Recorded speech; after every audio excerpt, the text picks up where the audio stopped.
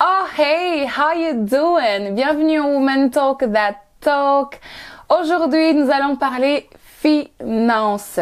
Nouvelle année, nouvelles habitudes. Et si on commençait par apprendre à gérer nos petits sous, moins consommer, moins acheter, moins dépenser, comment faire? Notre invité du jour vient pour nous aider à être moins dépensier. Mesdames et messieurs, Jessica.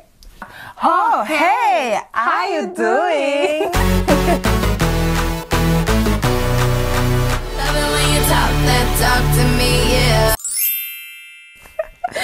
Salut Jessica! Salut! Je suis trop contente d'avoir Jessica ici. Bienvenue au Woman Talk That Talk Show. Merci de m'avoir invitée. Ça me fait plaisir. Est-ce que tu veux te présenter un petit peu? Oui, alors moi c'est Jessica Rose, j'ai 28 ans. Je suis éducatrice en milieu de garde dans une école et je suis cofondatrice de la plateforme Le Marathon. J'allais commencer par ça. Je t'ai fait venir parce que je sais que tu travailles avec, on va dire entre guillemets, les finances. Ton projet est basé sur ça. Est-ce que tu veux nous présenter un peu, très rapidement, ton projet, comme ça, les gens vont comprendre pourquoi Jessica vient nous parler de finances aujourd'hui. Oui, donc en fait, je suis pas une spécialiste des finances. Ça, c'est plutôt la partie de mon coéquipier. Mais nous, ce qu'on veut, c'est favoriser les petites actions au quotidien, surtout dans la communauté, afin qu'un jour, on puisse avoir un meilleur impact sur nous, sur nos générations futures aussi, et se rendre le plus loin possible. Donc, on passe par les finances pour que on puisse bâtir des choses solides et concrètes. Alors, question dans le sujet maintenant. Oui. Dans une ville de consommation comme Montréal, où tout le temps besoin on sent comme poussé à l'achat, tout ça. Enfin, moi, depuis que je suis là, mon degré de consommation, les gars, je vous dis même pas. Comment on fait pour résister aux dépenses? Faut d'abord que je dise que quand j'ai eu ma première carte de crédit, OK, j'avais 16 ans, mon premier travail, je travaillais chez Zellers à l'époque. On va juste expliquer très rapidement ce que c'est une carte de crédit. Une carte de crédit, c'est une carte que la banque te donne quand tu commences à travailler et ils te mettent une limite. La mienne était de 1000 $ et ça, c'est 1000 $ que tu as fictif, mais qu'il faut que tu rembourses un jour. Ouais, c'est pas tes sous, c'est les sous de la banque. C'est les sous de la banque. Et ça, c'est important de le savoir parce que quand j'ai eu ma première carte de crédit, j'ai dépensé mon 1000 $ en 3 mois. Donc, c'est sûr que dans une ville où on te pousse à consommer, en fait, je pense que c'est l'état mental de l'Amérique. Ben ouais. L'Amérique du Nord, où la surconsommation est partout. Partout. Même à la pharmacie, t'as l'impression qu'ils ont toujours des rabais, toujours des rabais. Oui, puis là, on vous accoste avec des « Hey, achetez ça, vous allez avoir des points. Parce que si t'as tel point, qu'est-ce qui arrive? On va te donner plus de cadeaux. » Ouais, et du coup, t'as envie de plus acheter. C'est ça. Et là, on va te dire « Hey, si t'achètes pour 75 $, ben, on va t'enlever 15 $. Hein? Sur ta prochaine facture, ou pas sur cette facture-là. Ouais, ben non, tu vas le payer 75 $. Ouais. Mais la prochaine fois, on va te retirer 15 $. Ouais, c'est ça. Donc, c'est sûr que c'est très difficile, mais je pense que là, je vais dire quelque chose qui a l'air banal, comme quand on vous dit, pour perdre du poids, ben, faut manger mieux puis aller au gym. Là, je vais vous dire quelque chose qui est flagrant. Faut faire un budget. Puis il faut respecter son budget. Parfois, ça m'est arrivé de le faire. OK. Mais j'ai jamais... T'as fait? Non. Déjà, il faut que ton budget soit réaliste. OK. OK? Donc, le conseil que je donne, c'est d'avant de faire un budget, faut qu'on voit ses habitudes de consommation. Parce que ce qu'il faut, c'est que ton budget reflète ton style de vie. Donc, à chaque fois que tu payes pour un café, que tu payes pour prendre le transport, que tu payes pour voir un spectacle, acheter une nouvelle paire de souliers, un maquillage, tu gardes la facture, tu l'emmènes à la maison, tu la mets dans une boîte. Tout ce que tu payes, tu gardes la facture. Rendu à la fin du mois, on sort tous ces papiers-là. Si, mettons, j'ai reçu 500 $, je prends ma paye et là, je fais moins le 2,50 que m'a coûté mon café, moins 25 $ que ça m'a coûté dans un club, moins 175 chez Michael Kors. Et on fait moins. Et l'idéal, c'est que après toutes ces soustractions, il reste quand même un chiffre positif. Mais ce qui risque d'arriver pour les gens qui font jamais de budget, c'est que ça risque d'être dans les moins quelque chose. Et si ça arrive dans les moins quelque chose, ça veut dire que c'est beaucoup la carte de crédit qui rentre en jeu. Si t'as juste une carte débit, quand il n'y a plus d'argent, il n'y a plus d'argent. Ouais, c'est tu ça. tu peux pas dépenser. Ouais, moi, c'est ce que je fais, en fait. Tu vas rigoler. En fait, moi, quand j'ai ma carte de crédit, je me dis toujours, je veux pas dépenser ce que j'ai pas. Ouais. Ok. Donc, du coup, je me dis, bon, je vais payer avec ma carte de crédit. Au début, c'est ça, hein. Ouais. Je fais avec ma carte de crédit. Dans la soirée ou quelques jours après, je remets l'argent que j'ai enlevé. Ouais. Ok. C'est un excellent système. Ça, c'était... C'est le plan initial. Le plan. C'était dans ta tête, c'était tout rose, C'est le ça. conte de fées. Je l'ai fait genre 2 mois. Maintenant, meuf, genre, je rembourse toujours. Ouais. Mais j'ai l'impression que plus ça va, plus je mets du temps À rembourser. à rembourser. Ouais, non, c'est ça me fait flipper Il faut être conscient que tu as 21 jours pour rembourser. pour rembourser la totalité de ta carte de crédit. Donc, si une limite de crédit est à 500 $ et que tu as dépensé pour 345, tu dois, pour pas payer d'intérêt sur ta carte de crédit, il faut que tu payes le 345 au complet en dedans de 21 jours. Ok, d'accord. Que la facture est sortie. Ok. Si tu as payé 344 $ à cause du 1 $ que tu n'as pas remboursé au complet, tu fais des intérêts, la banque met des intérêts, pas sur le 1 $ que tu n'as pas payé, mais sur toute la totalité du montant, même si tu l'as payé. Oui. Oh, je savais pas ça. Ouais. Quand tu utilises ta carte de crédit, l'idéal, c'est de la rembourser le plus tôt possible. Ok. Au complet. Au complet. Ouais. Pas la moitié. Pas la moitié. Ok. Puis il y a des choses de base aussi, on ne retire pas de l'argent sur la carte de crédit. Sur la carte de crédit. Ça, par contre, je l'ai très bien clair, comme blanc, comme l'eau. Quand tu retires avec la carte de crédit, t'as double frais. De frais, ouais. Et t'as de l'intérêt sur l'argent que t'as retiré. Ouais. Donc, faut jamais retirer de l'argent avec sa carte de crédit. Mettons que tu utilises énormément de gloss. OK. T'as besoin de gloss. C'est super important d'avoir ton gloss.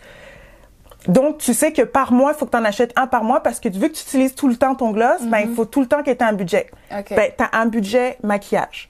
OK. Tu as un budget. Mais par exemple, faut toujours que ces budgets-là soient après les dépenses fixes. OK. La maison, l'auto, les garderies pour ceux qui ont des enfants, l'école pour ceux qui vont à l'école. Ça, c'est des dépenses fixes. Rembourser l'Hydro-Québec, l'électricité, quoi d'autre? Qu'est-ce qui peut être une dépense fixe? Le BEL. Ouais.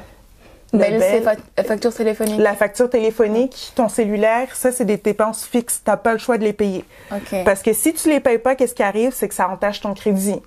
La pire dette qu'on peut avoir, une des pires, c'est la dette téléphonique.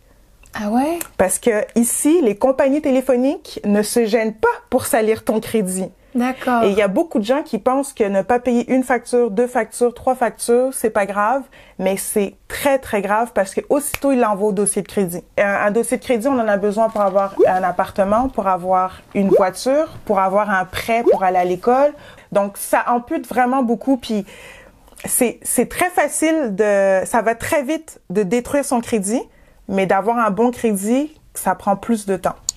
Pour revenir au budget, une fois que les dépenses fixes sont mises, là, ça change pas d'habitude. Après, ce qui change, c'est ton style de vie. OK. C'est ton style de vie. Moi, ce que je conseille, c'est de mettre un 10% de côté. Alors, c'est 10% du... Parce qu'ici, on est payé toutes les 2 semaines. Ouais. Est-ce que c'est 10% à chaque fois qu'on reçoit notre paye? Ouais. Ou c'est 10% dans le mois? À chaque fois qu'on reçoit la paye. OK. C'est quoi que tu achètes tout le temps? Comme moi, j'ai des collègues qui ont toujours leur café de chez McDo. Tous les matins, ils me font mon petit café. Ils font ton café. Ouais. Est-ce que tu as déjà calculé combien ça te coûte acheter un café à tous les jours? Ouais, j'ai déjà essayé. Ça me revient à une centaine de dollars par... presque. Parce que parfois, je rajoute un peu de pain, un peu de gâteau. C'est ça. Des fois, il y a des à côté, tu sais. Ouais, parfois, je suis à 100 $ facile. Ouais. OK. Ça, c'est encore bien parce qu'il y a des gens que ça leur coûte presque 1000, 1200, 1300 par année. Ah, moi, je suis dans le mois. Hein. Donc, si OK, oui, c'est ça. Si je mets à l'année, oui. Si tu mets à l'année, t'es rendu à 1200, 1300. Il y en a, ça va jusqu'à 1500. Ce 1200 $, au lieu d'acheter ton café tous les matins, tu t'achètes ton café à 10 $. Tu le fais à la maison tous les matins avant de sortir. Le 1200 $, là, qui est là, je sais, l'effet est pas pareil, là. Il y a pas le petit après, il faut te balader avec ton truc. Ouais. Dans le métro. C'est ça le problème des millennials. Et là, je vais parler des millennials, black millennials. Nous, on fait partie de la génération où nos parents, ils ont dû travailler fort pour avoir le minimum. Ouais, c'est vrai. En général, les millennials veulent tout de suite, rapide. On veut ça vite. Black millennials, on veut la même chose. Mais le problème, la différence entre nous puis nos homologues caucasiens, c'est qu'eux, ils partent avec beaucoup d'avance. Beaucoup d'avance. Beaucoup d'avance. Ouais, c'est vrai. Et nous, notre problème, c'est qu'on veut vivre comme eux, mais la base... On n'a pas le même passé. On n'a pas le même passé, puis notre base est pas la même. Ouais. Fait que c'est pour ça encore que je reparle du marathon. Nous, ce qu'on veut, c'est que on soit tous focusés à gérer des choses de base, les finances, notre estime de nous-mêmes, notre façon d'attaquer la vie et de comprendre que oui, on a un background, mais là, il faut que ça change. Yeah. Nos parents, ils ont tout fait pour que pour qu'on ait les meilleurs outils. Moi, je pense à ça aussi parfois, à me dire, j'aimerais pas que mon enfant, je veux qu'il ait plus que j'ai eu. Oui, exactement. Et pour ça, je dois beaucoup plus travailler aussi. Beaucoup plus travailler. Faut penser que quand tu travailles, tu fais ton 40 heures semaine, ta semaine de travail est terminée et que tu arrives à la fin du mois puis que t'as rien dans les poches. C'est pas normal. Dit comme ça, je me sens non, mais c'est la réalité de plein de gens. Tu comprends? Puis, ils le répètent tout le temps, tout le monde le répète, il ne faut pas vivre d'une paye à l'autre. Right. On devrait pas attendre notre paye avec impatience puis dire, oh mon Dieu, si j'ai pas cette paye-là, qu'est-ce que je vais faire? Je peux rien faire. Il y a des gens, là, qu'il y a des événements qui se privent de faire des activités parce qu'ils n'ont pas l'argent. Mais quand je reviens au petit café, là, en fait, il y a 1200 $ qui dort quelque part. Je pense qu'on devrait plus avoir de tabou, on devrait plus se cacher. Si tu as un problème pour gérer tes finances, trouve le moyen de le faire. Okay. Parce que, je vais encore parler du marathon. Ce qu'on fait aujourd'hui, ça a un impact plus tard. En ce moment, au Québec, là, le gros problème des personnes âgées, c'est qu'ils ont pas assez d'argent pour prendre leur retraite. Là, j'ai 28 ans. Il me reste encore, si je trouve pas des solutions, je travaille au moins jusqu'à 70 ans. Imaginez le nombre d'années qui me reste. 70 ans, t'arrives, t'as travaillé toute ta vie, 40 heures semaine, OK? T'as eu juste 3 semaines de vacances par année. Ou 2. Ou 2. Hein? Il y en a qui ont peut-être une semaine par année, on va dire. Et t'arrives à ta retraite, tu peux même pas profiter de la vie parce que t'as pas assez d'argent. Right. Donc, le 10% qu'on prend au début, c'est pas encore pour économiser. Ça, c'est pour te créer un petit coussin. Au cas où. De sécurité. Et ce que les gens, en tout cas la plupart des financiers, ils suggèrent, c'est d'avoir 3 fois le prix de tes dépenses fixes. Au cas où que s'il arrive quelque chose, au moins tes dépenses de base sont comblées pendant au moins 3 mois. OK. Une fois que ce petit coussin de sécurité est fait, on l'oublie, on le laisse là. Cela, il va vraiment servir s'il arrive quelque chose d'imprévu, on pige dans cet argent-là. Une fois que ça s'est fait, bon, ça a bien été, ça a pris 3-4 mois avant d'avoir ce petit coussin-là, on laisse de côté. Le 10%, on continue à garder son 10% de côté, là. Et ce 10%-là, j'appelle épargne, et on le met de côté. On met de côté, on met de côté, on met de côté. Puis quand on a un projet ou quelque chose, c'est là qu'on pioche. C'est là qu'on pioche dedans. OK. C'est là qu'on pioche dedans. J'ai du chemin. C'est super intéressant tout ce que tu as dit là. Mais je vais te poser une question, tu me répondras tu me réponds si tu veux et non si c'est indiscret. Toi, t'es mariée. Oui. Wouhou! Put a ring on it. Oh. Donc, ce que je voulais savoir, c'est que vous êtes 2 personnes qui économisent pas mal. Ton mari qui est dans les finances et toi qui travailles dans cette dynamique de moins consommer pour économiser et tout ça. Comment vous gérez votre budget? Est-ce que vous avez un budget commun au couple ou parce que tu as un salaire, il a un salaire. Comment ça se passe? J'ai un argent de poche et il a son argent de poche. On s'est convenu que moi, j'avais ma paye. Je prends à chaque 2 semaines, il y a un montant qui est directement retiré de ma paye qui va dans son compte, dans le compte conjoint. OK. Fait qu'on a un compte où toutes les finances, toutes les factures passent et je me garde 150 $ d'argent de poche aux 2 semaines. Fait que c'est 300 $ par mois. Ça va. Mais avec toutes les choses que j'ai appris, c'est peut-être beaucoup. C'est beaucoup. Ok. C'est vraiment beaucoup. Puis au début, je trouvais ça tellement pas Moi, beaucoup. je trouve pas ça beaucoup du Ben tout. oui, je le sais. Au début, des fois, je faisais des crises d'anxiété. Je me dis, comment je vais faire pour vivre avec 150 $? S'il y a 2 personnes qui m'appellent pour dire, hey, on va manger au resto, ça y est, c'est fini. Ouais, c'est grillé. C'est ouais. fini. Plus les workshops, plus les trucs, Exactement. la danse, c'est là. Exactement. Je me dis, c'est fini, c'est fini. Et finalement, je me rends compte que 300 $ par mois, c'est énorme. D'accord. Dans mon style de vie. Puis comme je te dis, je mange à la maison, j'essaie de manger à la maison le plus souvent possible, j'essaie de regarder les aubaines. Quand je vais au restaurant, quand on m'invite au restaurant ou d'affaires de même, j'essaie de regarder déjà le menu à l'avance. Comme ça, je sais qu'est-ce que je vais prendre, ça va être quoi mon budget. Ça t'arrive de refuser, non, je peux pas venir, j'ai pas le budget. Tu dis à ta copine, non, j'ai un tel budget et là, je viens pas parce que Oui. ça. Waouh! Mais au début, je me suis tellement fait juger Ouais, mais parce que, ouf, que... c'est dur. Ah ouais, c'est difficile. Tu sais, comme les 5 premières fois où tu te fais dire, ben là, je comprends pas, t'as une carte de crédit. Ouais, mais je veux pas utiliser ma carte de crédit. Non, c'est ça. Puis au début, tellement que j'avais de la misère, et là, je vais dire quelque chose, chérie, excuse-moi. Au début, je trichais. Je trichais. Parce que l'argent était sur ma carte. Et je trichais parce que là, ok, manque de fonds. C'est pas grave, je vais compléter avec la carte de crédit. Oh! Je trichais, là. Maintenant, ce que je fais, c'est que mon argent de poche, je le sors. Je l'ai en argent comptant. OK.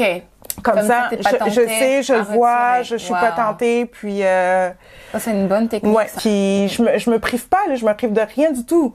Parce que tout est à sa place, tout est bien géré. C'est facile à dire, mais c'est pas facile à faire. Je vous le dis, j'ai fait l'expérience, je vous le dis, la plupart des erreurs que vous êtes en train de faire, je les ai faites. Moi, je fais attention à mes finances. Plus tard, je vais avoir une belle vie. Je veux que mes enfants aient une belle vie. C'est ça. Désolée, girl. Non, je veux pas aller prendre une 3e sangria. Je la prendrai pas, ta sangria. Non. On se partage un pichet. Non, on partagera pas de pichet.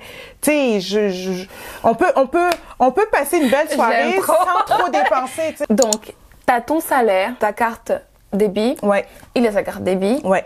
T'as une carte de crédit. Ouais. Il a une carte de crédit. Ouais. Et vous avez une carte débit ensemble. Oui. OK. Toutes les dépenses passent dessus. Le Costco, Costco, c'est l'épicerie. Les assurances, le loyer, tout passe dessus. OK. Ouais. Et donc, de vos salaires personnels, donc il y a un montant qui rentre dans le compte commun. Ouais. Et après, après le montant commun, vous avez aussi le budget personnel. Ouais. Et aussi les 10% que chacun met de côté. De côté. Vous avez compris? Moi, j'ai compris. J'allais demander les conseils, mais je pense que tu as déjà donné pas mal dans l'ensemble. Mais est-ce que tu aimerais donner un mot de fin, quelque chose peut-être que tu n'as pas dit, que tu pourrais le placer maintenant dans les conseils? Moi, je pense que votre plus grand atout, si vous voulez réussir dans les finances, c'est de trouver un pourquoi. Pourquoi vous voulez faire en sorte que ça fonctionne avec vos finances? Moi, c'est simple. Je m'étais mariée, puis je voulais faire en sorte que, mon mari soit fier de moi, que je sois fière de moi, et surtout laisser quelque chose de décent à mes enfants. Et ne pas faire honte à ma mère. Donc, si vous trouvez votre pourquoi, ben, le reste va se faire tout seul. Puis il faut qu'il soit assez fort.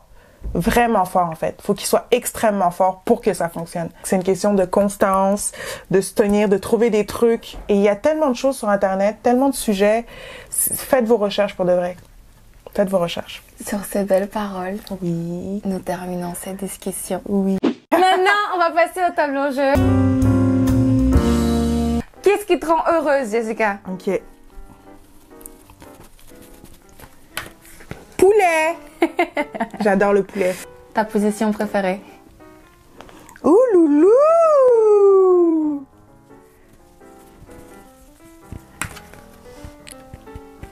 Par en arrière! Par en arrière? Oui! C'est quoi par en arrière? Ben là, par en arrière, je pense que ça s'appelle la levrette. Sorry, mommy! Ton rêve de la nuit passée?